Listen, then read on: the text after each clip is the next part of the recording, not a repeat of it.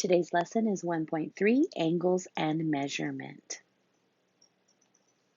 An angle consists of two different rays that have the same endpoint. Let's go ahead and take a look at our angle right here. This is a very common angle that we can see. The angle itself has some key features. This point right here, which is A, would be called my vertex. This is my vertex. This is where I see the angle. This is where I see the angle. Now remember the definition said that that consists of two different rays. The sides of my angle right there and right here are those two rays. So this one at the bottom I would call AC, and there's my symbol for ray. And the one going up, I would call AB. This would be ray AB. There we go. If I wanted to name this graph, or sorry, this angle, I would use the symbol for angle, which kind of looks like a less than sign. And then I could name it simply by its vertex. So I could simply call this angle A. Now, a more precise name for this angle would be to use all three of the letters. The only rule when I use all three of the letters is that the vertex has to be the middle one. So I could call this angle BAC. And just a quick reminder, this one in the middle right here has to be your vertex every single time. All right, let's go ahead and look at example 1. For this, for this angle in the picture, I would like 3 different names. Name 3 angles in this picture. I'm going to grab my highlighters and I'm going to highlight the angles that I see for you. Now I see this angle right here. There's the first one I see. I see this angle right here. There we go. And lastly, this one's probably the toughest. I see the one of them together, right? I hope you see all of those. So I'm going to go ahead and, you know what, I'm going to put a little yellow dot and I'm going to name the yellow angle. Now, since there are 3 of them contained in this same picture, and because it's a more precise way of naming angles, I'm going to practice naming using all 3 letters. So I want the 3 letters that make up that yellow, and only that yellow one. Oops, that would be these letters right here. Remember though, the one in the middle has to be the vertex. My vertex would be this one right here. I'm actually going to write that right here for you guys. Nope, hold on a second. There we go. Now you can see it better. That this is my vertex right here.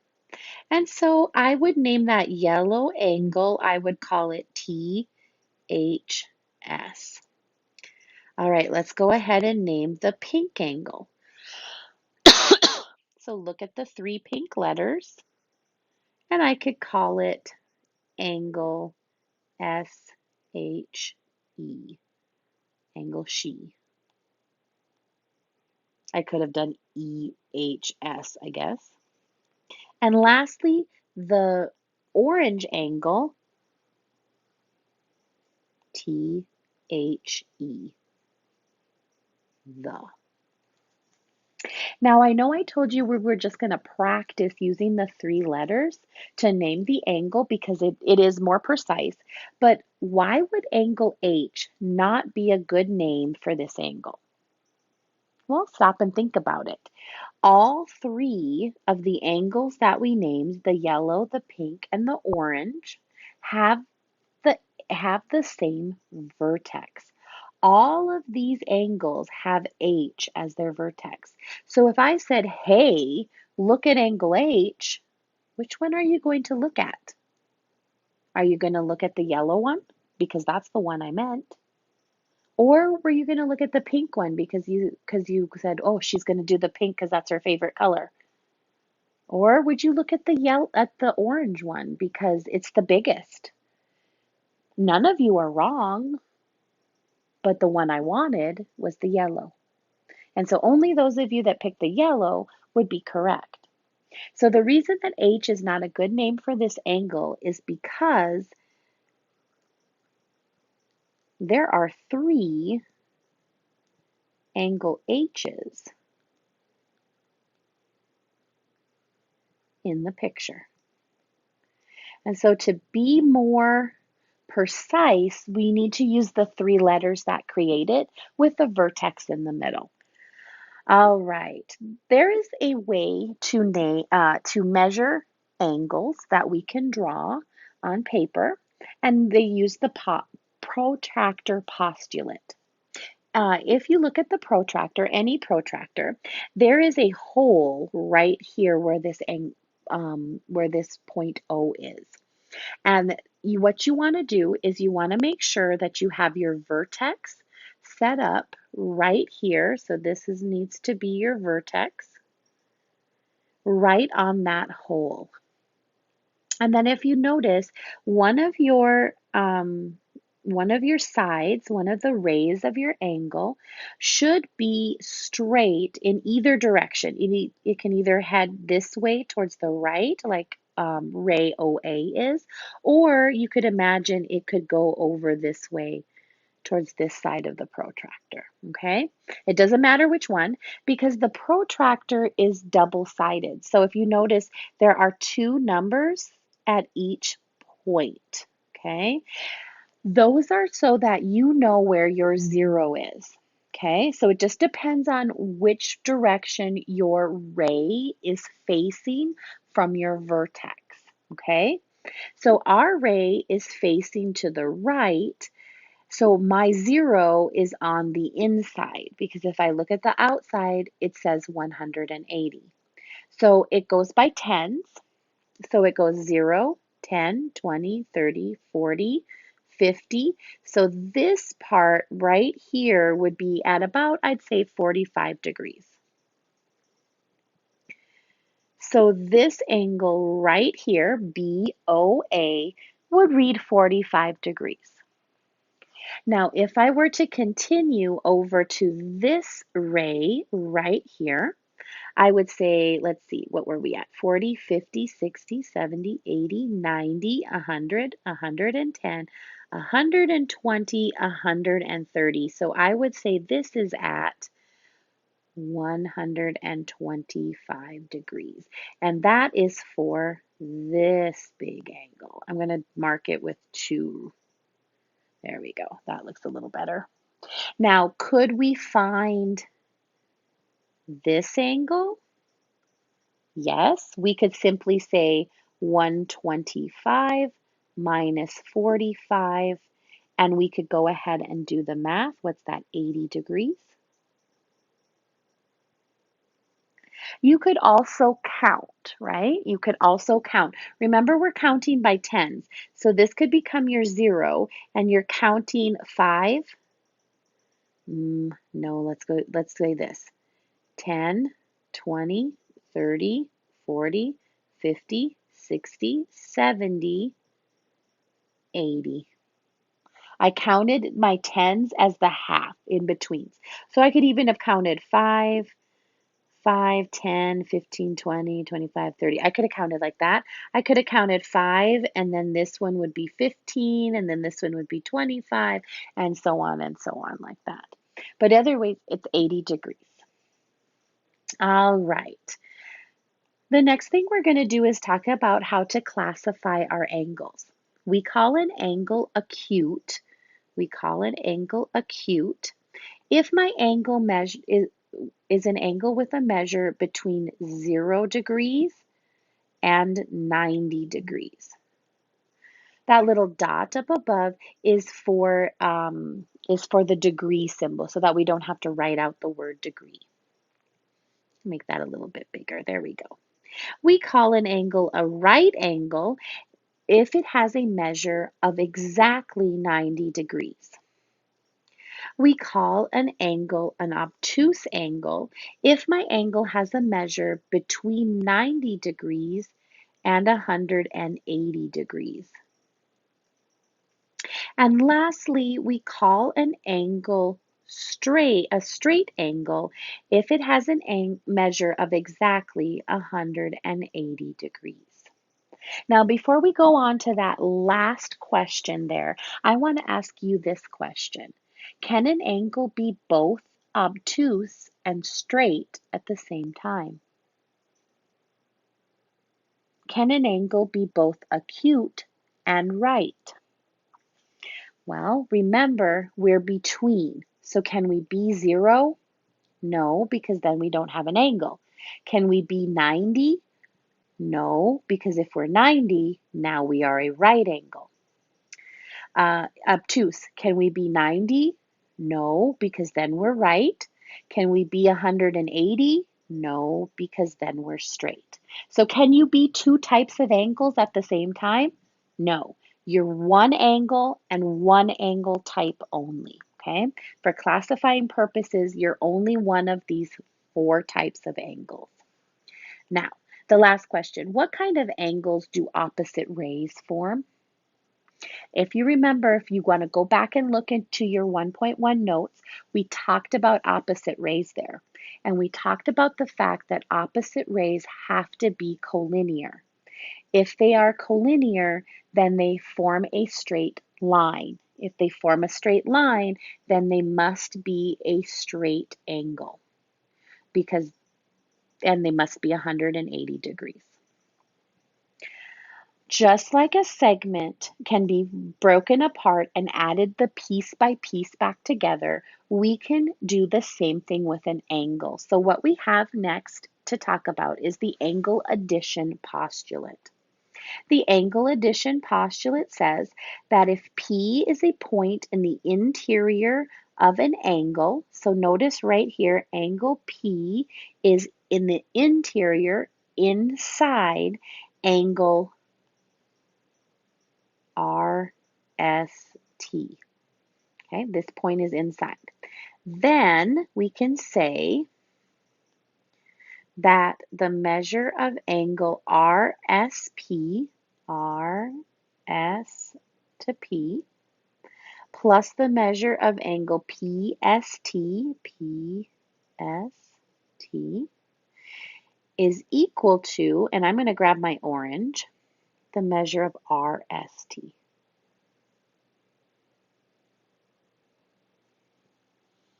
Okay, so once again, if we look at it at its fundamental, elementary, easy peasy, lemon squeezy way, the yellow part of the angle plus the pink part of the angle is going to equal that orange angle. And I can do this anytime with any letters, any points given on any given angle.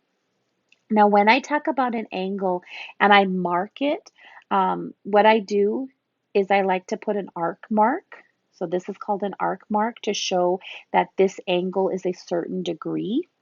And then the pink one, I would put 2.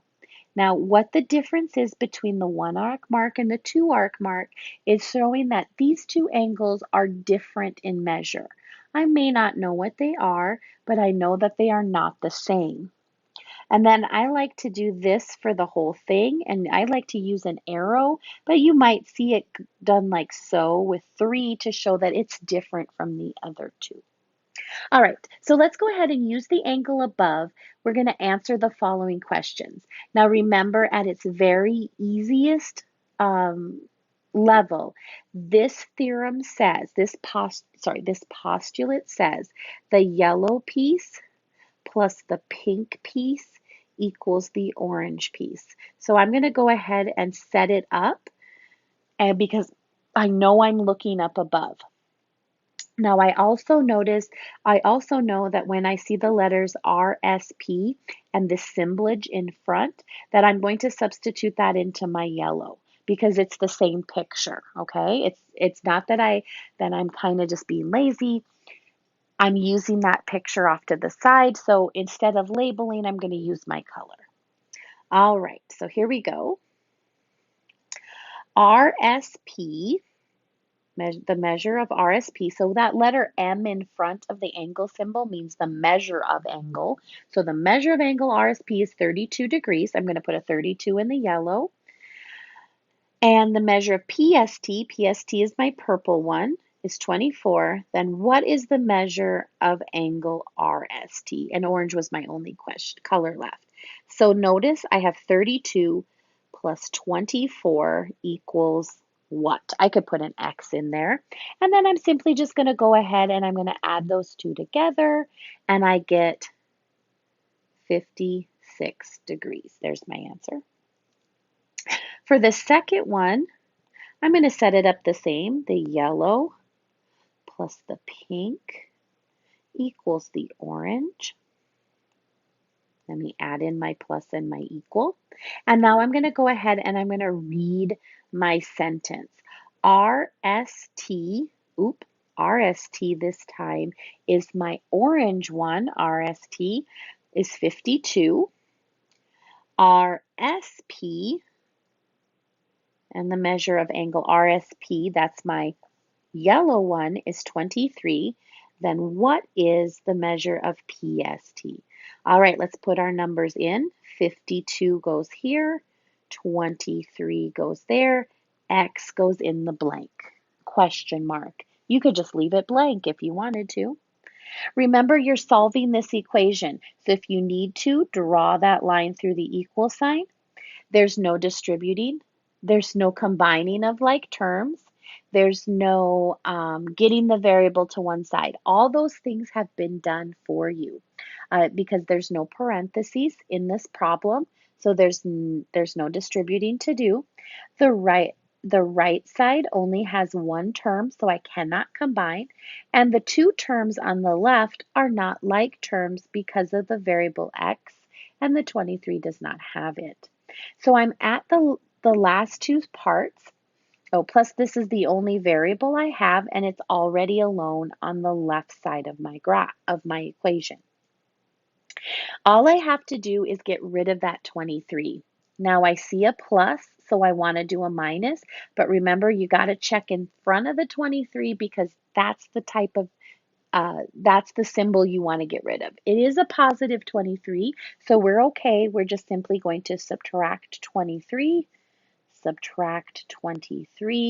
and x equals, I guess we could have set up here, x equals 29. Okay. Let's go ahead and add some algebra to this postulate.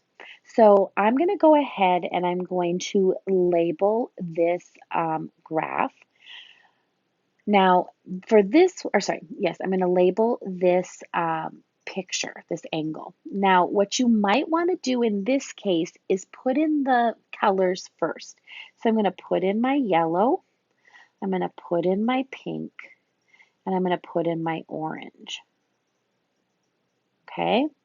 Now, what I'm going to do is I'm going to look over here and I'm going to match the letters to the color. So notice it first says the measure of angle LKN. Well, if I find the letters LK and N, they are the orange ones. So I'm going to go ahead and I'm going to highlight this in orange. Okay. Then it says the measure of angle LKM. So I'm going to find those letters LKM. That's the yellow one. Keep grabbing the wrong symbol. There we go.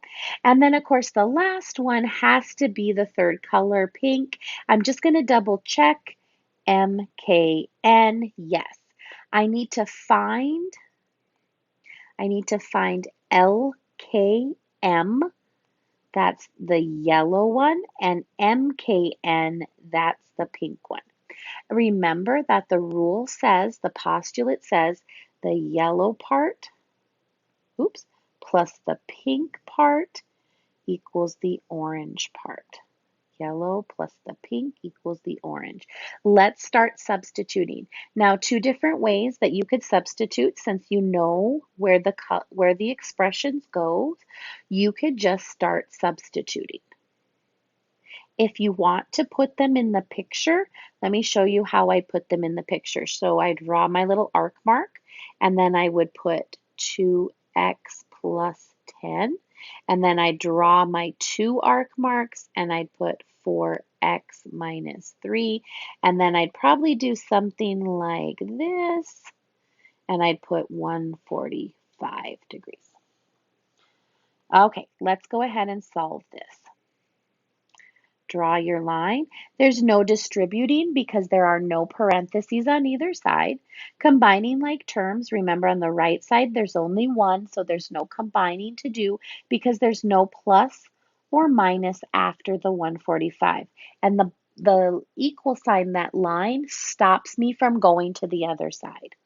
But here on the left side, I see 1, 2, 3, 4 terms, so there are like terms. Remember, anything with an X can be combined together, and you do what you see because they're together on the same side. So 2 plus 4 is 6x. You can also combine the positive 10 and the negative 3. So I'm thinking 10 minus 3, that would be 7, equals 145. Now you want to go ahead and make sure that you get your variable on one side. So find all your variables, get them on one side. It's already done for you.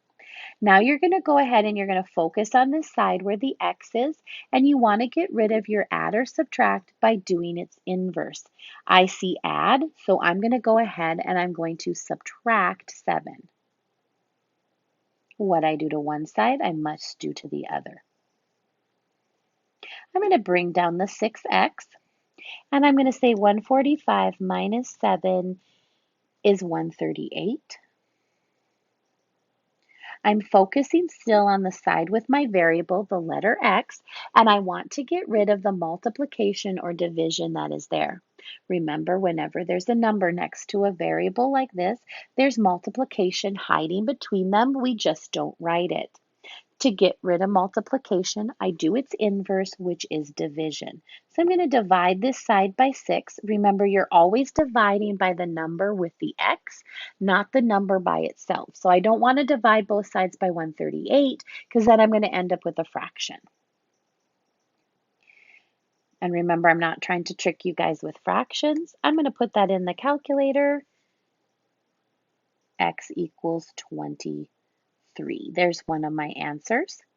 But it asked me to go back and to plug it in to LKM and to MKN. So the measure of angle LKM equals, well, I would do 2 times 23 plus 10. This is what I'm going to be putting in my calculator, 56 degrees. And then the pink one said, what is the measure of MKN? Well, that is the 4 times 23 minus 3. And I'm getting those guys from right here, right? I just played this one goes with that one. This one goes with that one. That's all I did. 4 times 23 minus 3, 89 degrees. Let's try one last one. Oops. Ooh. If the measure of angle GFH is 38, the measure of HFE is 2x plus 125, and the measure of GFE is x plus 163, what is x? So all we have to do is solve for x in this last one. Grab your highlighters and highlight your 3 angles. Pick which one is going to be your top, your yellow, your top, which one is going to be your bottom inside, and then the whole thing, the two of them together. Okay, remember that you're going to do the yellow. If you look at the colors of the yellow, that is angle EFE. H, E, F, H, or H, F, E. There we go. Plus the pink. The pink is H, F, G, H, F, G, or G, F, H. There we go. And then it's going to equal the orange one, E, F, G, or G, F, E. There it is. Okay, so the yellow, 2x plus 125, plus the pink, 38, equals the orange, x plus 163. All I've got to do is solve for x. Here we go. Draw the line. I'm going to look for distributing. There are no parentheses, so there is no distributing. I'm looking now, next I'm going to look to combine like terms. On the right side, there are only two. Chances are they are not like terms. Just check them to be sure. There is an x and no x. I cannot add them together. On the left-hand side, there are 1, 2, 3 terms. There should be like terms. And the two like terms on the left side are going to be the are going to be the 125 and the 38. I'm going to add them together. So I'm going to say 2x and then 125 plus 38 is positive 163. I'm just so used to the x's combining together, right? Now there's a 1 hiding in there. Is that right? Did I put that in correct? I'm just worried because I see a 163 on both sides in two different colors, and that worries me. Okay, let's continue on. So I need to put my x's together. I need to get them together to one side. So I'm going to pick the one that I'm going to move. Normally I would move the smaller of the two. 1 is smaller than 2, so I'm going to move it over there. And I'm going to do this by doing the opposite sign. That is a positive 1x, so I'm going to do a minus 1x. There we go. Which would leave me with 1x. Do I have to put the 1? No. So the last thing to do, or the next thing to do, is to get rid of the 163 over here with my x, because remember, I'm always focusing over on the side where my x is. I see a plus 163, so I'm going to do the inverse, which is minus 163. And this is why I was a little concerned, because 163 minus 163 is 0. So x would be 0.